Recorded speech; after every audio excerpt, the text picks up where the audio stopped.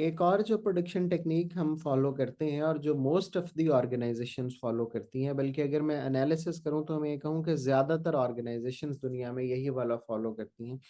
उसको हम batch production बोलते हैं। यहाँ मैंने एक बेकरी की तस्वीर भी लगा रखी है बैच प्रोडक्शन को समझने के लिए।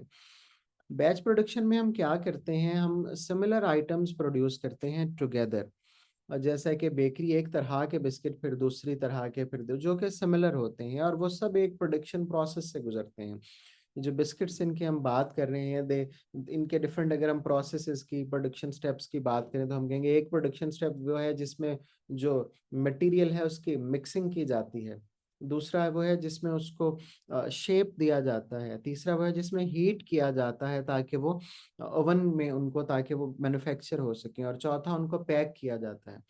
अब वी हैव बीन, मैं हर साल स्टूडेंट्स को किसी ना किसी इंडस्ट्री में लेके जाता हूँ, तो we have been to the Lay's factory last year, और उसमें हमने वहाँ पे देखा कि लेज की पैकिंग जब बन रही होती है तो वेवी की पैकिंग बन रही है, तो एक प्रोडक्शन प्रोसेस से गुजर के दूसरे में जाती है, तो फ्रेंच चीज की जो पैकिंग है वो उसी प्रोसेस में एंटर हो जाती है जो कि मिक्सिंग का है फॉर एग्जांपल, और फिर वो प्रिंटिंग का है फॉर एग्जांपल।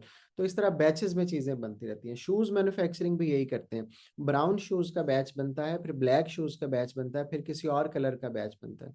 शर्ट्स मैन्युफैक्चरर भी यही करते हैं। 15 कॉलर साइज की शर्ट्स का बैच बनता है, फिर 15.5 का बनता है, फिर 16 का बनता है। तो this is how it goes.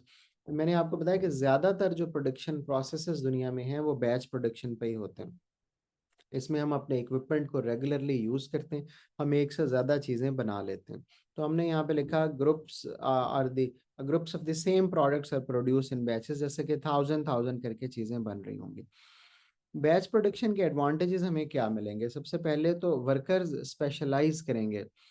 When we से वर्कर स्पेशलाइज करेंगे तो इसका मतलब है कि वो एक से ज़्यादा चीज़ें बनाने में स्पेशलाइज करेंगे और उनकी फ्लेक्सिबिलिटी भी इंक्रीज होगी। ओके। प्रोडक्शन बैचेस में हो रही होती है, और फिर ऐसा है कि जब एक चीज़ ख़त्म होने वाली होती है तो उसका बैच ऑलरेडी प्रोसेस में होता है और वो मैन्युफैक्चर बन के मार्केट में आ जाती है।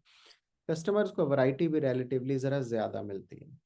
लेकिन बैच प्रोडक्शन में सबसे पहले तो हमें वी रिक्वायर केयरफुल कोऑर्डिनेशन हमें चाहिए होती है कि शॉर्टेजेस से हम बच सकें, क्योंकि अगर हम एक चीज़ पर ज़्यादा कंसंट्रेट कर लेंगे तो हमें दूसरी चीज़ से ज़्यादा नुकसान, यानी हमें ये हो सकता है कि वो कम प्रोड्यूस हम कर पाए।